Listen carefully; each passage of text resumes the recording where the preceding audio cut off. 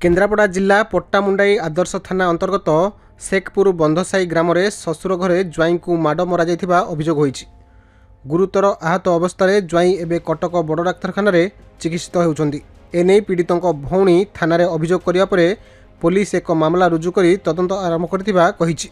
थाना होइथिबा अभियोग अनुसार शेखपुर बंधसाई ग्रामर जड़े युवती 3 वर्ष तले महाकालपड़ा थाना अलाइलो ग्रामर सुदर्शन सेठी को प्रेम विवाह करथिले। विवाहर वर्षे परे उभयों मध्य कलह आरंभ होता।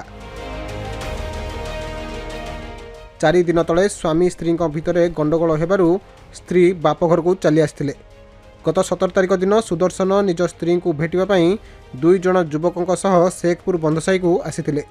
एही समय सुदर्शन निशासक्त अवस्था शशुर घरे गंडगोल कर परिवार सदस्य और पड़ोशी बांधी माड़ मारिथिले। सुदर्शन निशा सह कन्यर मंजी खाई देथिबा कहिबारु पत्नी तांकु चिकित्सा पई पट्टामुंडाई डाक्तरखाना को नहीं जाइथिले।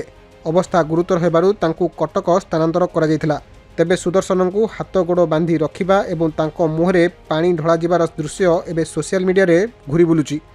ए संक्रांत रे आदर्श थाना आईआईसी वंदना पात्र को पचारिबारु से कहिसंती सुदर्शन को भौणी अभियोग करिबा परे एक मामला रुजु करा जाई तदंत आरंभ होईची। केन्द्रापड़ारू मलय कुमार साहू को रिपोर्ट, खबर ओडिशा।